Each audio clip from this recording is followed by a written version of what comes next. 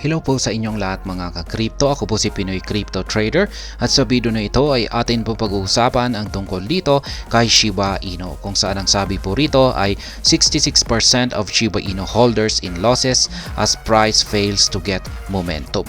Ayan, ang ibig pong sabihin nito ay dahil sa nabigo raw po na magkaroon ng momentum or bullish momentum or uptrend na momentum, itong si Shiba Inu ay nagdulot po ito ng 66% na pagkatalo sa mga holders ni Shiba Inu. Kaya ayan, atin pong alamin ang buong pangyayari dito sa nararanasan ngayon ni Shiba Inu sa bidong ito. Pero bago po tayo magpatuloy ay nais ko lamang po munang bigyang linaw ang aking disclaimer kung saan ang nilalaman po ng video na ito ay hindi po ito isang financial advice. For education and information purposes lamang po ang layunin nito. Maliban po dito ay nais ko na rin pong magbigay babala na wala pong kahit anumang group chat ang Pinoy Crypto Trader.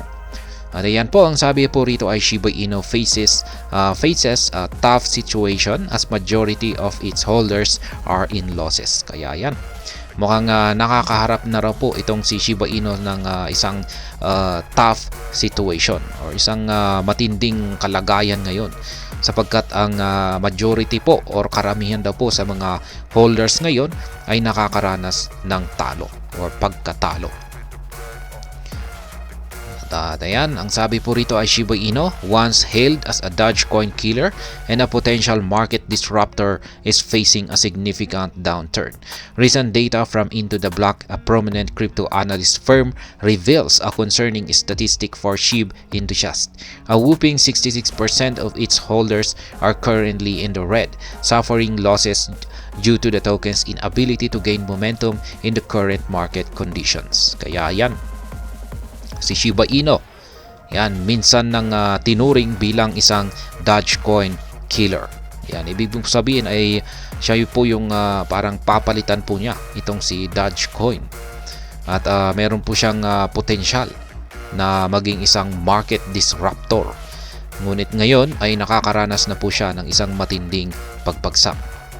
And ayon po sa datos na inilabas ng Into the Block, yan, isa po itong prominent na crypto analytics firm, ay sila po ay nagbahagi ng isang nakakabahalang statistics dito para sa nakakabahalang statistics sa mga SHIB enthusiasts or mga investors ng Shiba Inu, sapagkat sa ngayon ay base po sa datos ay meron pong 66% sa mga investors ni Shiba Inu ang kasalukuyang nakakaranas ng pagkatalo.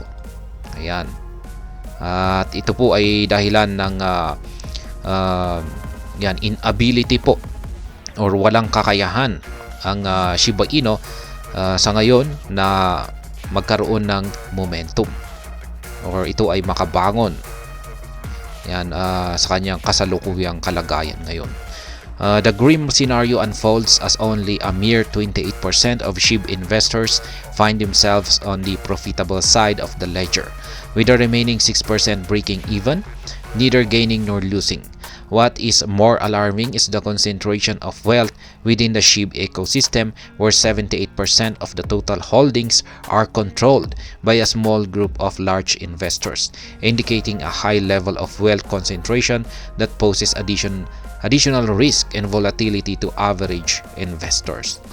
Kaya yan, sabi rito ay nasa 28% lamang po ng mga Shiba Inu investors ang kasalukuyang may kita sa kanilang investment dito ay Shiba Inu.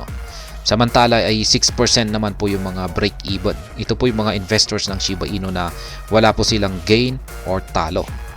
Ayan.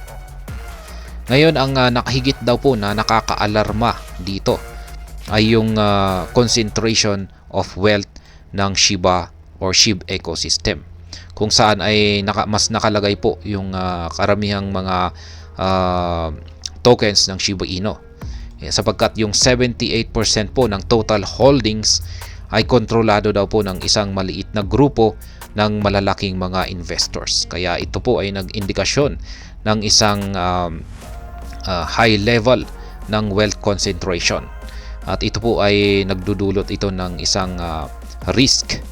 Yan, at saka volatility para sa mga average lamang na mga investors ng Shiba Inu.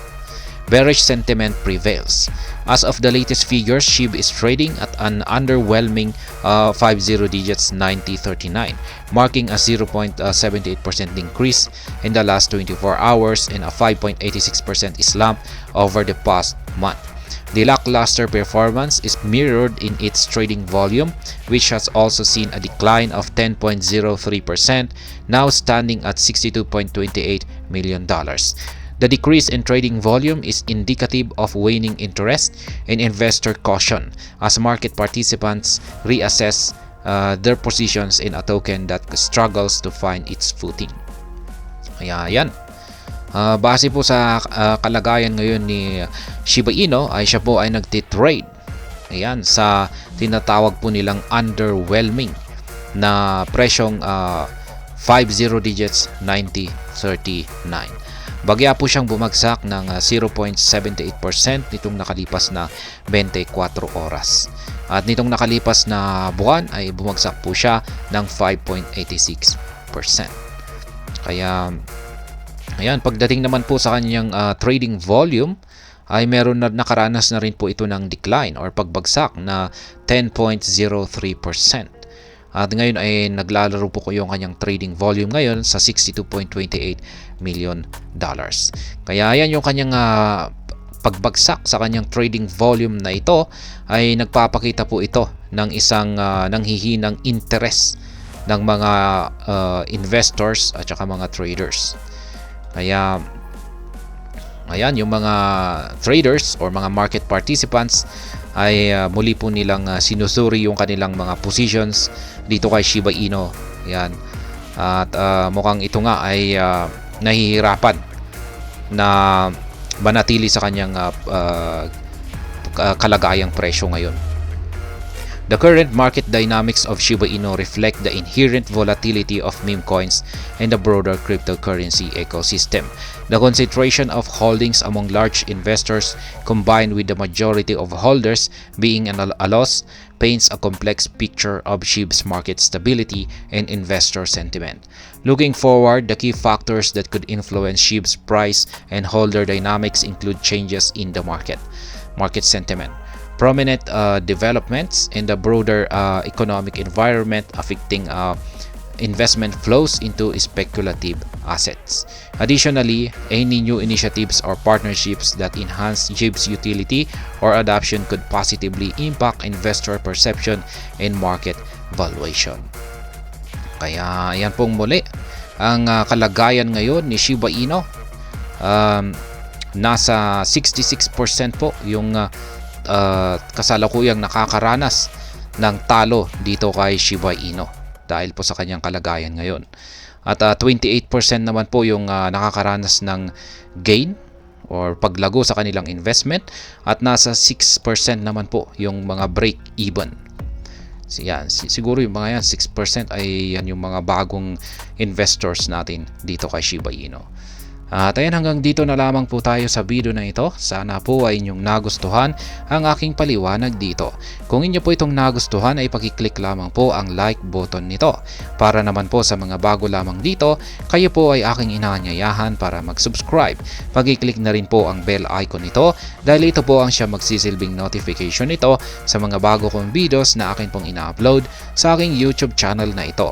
Marami pong salamat sa panunood, ingat po tayo lagi at God bless po sa ating lahat.